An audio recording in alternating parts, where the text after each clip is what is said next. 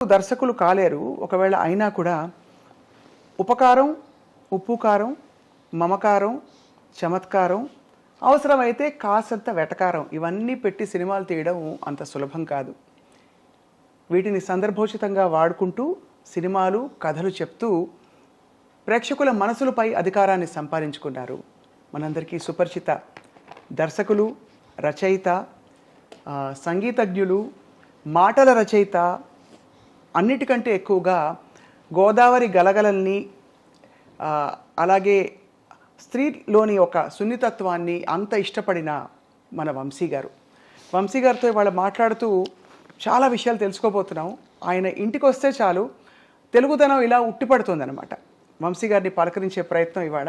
వంశీ గారు నమస్కారం అండి. నమస్కారం సార్, మీ పుస్తకాల్ని ఒళ్ళో పెట్టుకుని స్ఫూర్తిగా ఇలా మొదలు పెడుతున్నాం. సంచిలో పెట్టుకోకండి, వెళ్ళేటోడు. అంతేనా? ఒక్కో కాపీ ఉందా? మంచి స్పెసిమల్ లేవా? సో ఇవి ఏనాటివో చాలా 75 అండి. అవును, 76 డేట్లు ఉంటాయి. అప్పటి ప్రింటు, అప్పటి తీరుతెన్నులు. అమ్మో, పుస్తకంలో పేజీ బయటకు వస్తేనే ఎక్కడ ఇది నలిగిపోతుందా అని ఆందోళనగా ఉంది. సార్, 14 ఏళ్లకి ఇంత పుస్తకం రాయాలనే ఆలోచన మీకు ఎలా వచ్చి ఉంటుందో? తెలీదండి. అంటే ఎక్కువ చదివి తక్కువ రాయాలనేది పెద్దవాళ్ళు చెప్పింది. అలాగా మా ఊరు లైబ్రరీలో నేను బాగానే చదివాను. అలా చదువుతున్నప్పుడు రాయాలనిపించింది. ఆ రోజుల్లో ఎలా ఉండేది సార్ పుస్తకం రాయాలంటే? ఇప్పుడు రాయాలంటే పబ్లిషరు వాళ్ళకి నచ్చాలి, ఇలా రకరకాల వ్యవహారాలు ఉంటాయి. ఆ రోజుల్లో మీరు ఏంటి, చేత్తో రాసేసుకున్నారా? కలంతో రాసేసుకుని వెళ్ళి చెప్పారా నేను రాశాను, ప్రచురించండి అని? నేను రాయడానికి వెనకాల ఒక కథ ఉందండి. అది ఆ కథని నేను ఆల్రెడీ రాశాను. మళ్ళీ ఇప్పుడు చెప్పండి, చెప్తా. తప్పకుండా చెప్పండి. ఏంటంటే ఒక కథ రాశానండి. దాని పేరు నల్ల సుశీల. ఆ కథ ఆంధ్రజ్యోతిలో ఆనంద దీపావళి కథల పోటీకి పంపించాను, ఆంధ్రజ్యోతికి. ఆ రోజుల్లో ఈ పోటీలంటే వేలు లక్షలు వెళ్ళి అనుకుంటాను. దాంట్లో నాకు సెకండ్ ప్రైజ్, థర్డ్ ప్రైజ్ వచ్చిందండి నా మొట్టమొదటి కథకి. వచ్చేసరికి నా ఆనందం అంత మామూలుగా లేదండి. 250 రూపాయలు చెక్ వచ్చిందండి ఆ రోజుల్లో. పెద్ద అమౌంట్, చాలా పెద్ద అమౌంట్. బో. అయితే మాకు దగ్గరలో అనపర్తి అని ఒక ఊరు ఉంది. అక్కడ స్మగుళ్ళు కూడా అమ్ముతారు ఆ ఊర్లో. దాని ఫేమస్ అనపర్తి. అప్పుడు అక్కడికి వెళ్ళి హెన్రీ శాండిస్ వాచ్ కొనుక్కుందాం అనుకున్నానండి. 125 రూపాయలు. ఇలా అనుకుని ఆనందంతో ఎగిరి గంతులు చేస్తున్నాను.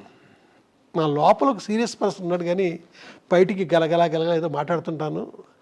అలాగా కొంతమంది అపార్థం కూడా చేసుకుంటారు నా లోపల మనిషిని తెలియని వాళ్ళు. ఇలాగా నేను సంబరంగా ఎక్కడ పడితే అక్కడ మాట్లాడుతుంటే ఎవరో కొంతమంది ప్రైజ్ ఇచ్చిందంటే మాటలు కాదు, ఏంటి కదా అని అడిగారండి. గలగలమంటే చెప్పేశాను. ఎక్కడ పడితే అడిగిన ప్రతి వాడికి చెప్పేశానండి. ఎవరో ఒక అతను ఆంధ్రజ్యోతికి ఒక లెటర్ రాశాడు. ఒక రష్యన్ కథ చదివానండి నేను. ఆ కథ ఇది అని క్లుప్తంగా కథ గురించి చెప్తూ, ఇది నా కథ గురించి, మీరు బాగుంది థీము అంటే అనువాదం చేసి పంపిస్తాము, మీకు మీ నుంచి రిప్లై ఎక్స్పెక్ట్ చేస్తున్నాము. అప్పుడు ఆంధ్రజ్యోతికి పురాణం సుబ్రహ్మణ్య శర్మ గారు ఎడిటరు, ఇంద్రగంటి శ్రీకాంత్ శర్మ గారు ఆయనకి అసిస్టెంట్. అంటే ఇంద్రగంటి శ్రీకాంత్ శర్మ అంటే మన కృష్ణ ఉన్నాడు కదా, అవును, మోహన్ కృష్ణ ఇంద్రగంటి. అలాగే కిరణమయ్యి వాళ్ళ ఫాదరు, నాకు గురువు తర్వాత కాలంలో. వాళ్ళు చదివి ఇదేంటి మనం ప్రైజ్ ఇచ్చిన కదా ఇదే కదా అని నాకు అది ఆపేశారండి. ప్రైజ్ ఆపేసి నా చెక్కు వెంటనే వెనక పంపమని లెటర్ వచ్చిందండి, మీకు ఇవ్వట్లేదు అని. ఆ తర్వాత నేను అక్కడికి వెళ్ళి నెత్తినోరు బాదుకుంటే, ఇంత స్టాండర్డ్ ఉన్న కథ ఇంత చిన్న కుర్రోడు రాయడం ఏంటి, నో వీడిని కాపీ కొట్టాడు అని డౌట్ వచ్చింది వాళ్ళకి. ఆ తర్వాత కాలంలో పురాణం సుబ్రహ్మణ్య శర్మ గారు నన్ను పిలిచి, నువ్వే నిజంగా కాపీగానే కొట్టకపోతే నువ్వు ఏమి రాయి, నీ ఫ్యూచర్లో వేస్తానే ఉంటాను నా ఆంధ్రజ్యోతిలో. కానీ ఇప్పుడు టైం అయిపోతుంది, తర్వాత వారమే దీపావళి ఇష్యూ బయటకు వచ్చేది. దీపావళి కథల పోటీకి గేదని పంపించింది అని వేరే పాలకొండేటి సత్యనారాయణ గారికి ఏరుదాటిని కెరటం అనే కథకి ప్రైజ్ ఇచ్చేసారు, అది పక్కన పారేసి. తర్వాత వాడికి లెటర్ రాశారండి. ఎవరైతే ఆంధ్రజ్యోతికి రష్యన్ కథ అనువాదం చేస్తున్నాను అని అన్నాడో అతనికి లెటర్ రాశారు. అతని నుంచి ఏ రిప్లై లేదండి. అయితే వాళ్ళు ఈ రకంగా చీట్ చేశారు అని అర్థం చేసుకున్న శర్మ గారు నా కథను పబ్లిష్ చేశారు. ఆ తర్వాత వెంటనే నవలా ప్రియదర్శిని అని ఒక స్కీమ్ పెట్టారండి. ప్రతి నవల 12 వారాలే, అంతకుముందుకి చిన్న చిన్న నవళ్ళు. ఆ స్కీమ్లో నేను ఏమీ డల్ అవ్వకుండా నవల రాసేసానండి. ఒక ఆవిడ అద్భుతంగా ఉంటుంది హ్యాండ్ రైటింగ్, ఆవిడ పేరు భానుమతి. ఆవిడ కాపీ రాశారు. రాసేందుకు ఆవిడకి 116 ఇచ్చాను. ఆ రోజుల్లో పెద్ద అమౌంట్. 116 ఇచ్చాను ఆవిడకి. ఆవిడని భానుమతి పిన్ అనేవాడిని. ఆవిడ కాపీ రాశారు. ఆంధ్రజ్యోతికి పంపిస్తే సెలెక్ట్ అయింది. అదే మీ చేతిలో ఉంది, మంచు పల్లకి. ఎంత అద్భుతం సార్.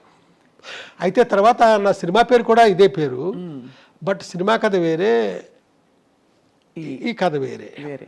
అయితే సినిమాకి ఆ టైటిల్ పెట్టడానికి డైలారేటర్ కారణం అండి. ఆయన ఈ పేరు పెడదామని అంటే సరే అన్నాను నేను. సో అప్పటి నుంచి ఇప్పటి వరకు మరి ఎంతో సృజన ఉన్న ప్రయాణం మీది. ఇప్పుడు ప్రపంచం చూస్తే ఏమనిపిస్తుంది సార్ మీరు? అంటే వెనక్కి తిరిగి చూసుకున్న మీ ప్రయాణము, మీకు పరిచయమైన వ్యక్తులు, మీరు పెరిగిన వాతావరణం అన్నీ చూసి ఇప్పుడు చూస్తే జీవితం ఏమనిపిస్తుంది? ఏమనిపించడం కాదండి, నేను ఏంటంటే మనల్ని బట్టే, మన నుంచే మన జీవితం, మన ప్రవర్తన నుంచే. తిరువണ്ണామల ఎలా అనిపించింది 76లో, చలంగారం చూడాలనిపించింది నాకు. ఎందుకంటే ఆయన కంప్లీట్ సాహిత్యం చదివేశాను. అక్కడికి వెళితే నాకు అన్నీ అద్భుతంగానే ఉన్నాయండి. చలంగారితో పాటు ఆశ్రమం ప్రతిదీ. ఆ తర్వాత అప్పుడే రమణ భగవాన్ పరిచయం నాకు. ఆయన చదివి ఆయన చూడడం అంతే. అంటే మన ఇష్టాలకు తగ్గట్టు మనం వెళుతున్నాం కదా, అక్కడ నేను అద్భుతం చూస్తూ వస్తున్నానండి. ఇష్టం లేనిది నేను ఎప్పుడు ఎక్కడికి చూడలే. కాబట్టి నాకు ఈ శత్రువులు, నాకు నచ్చని వాళ్ళు తక్కువే నాకు.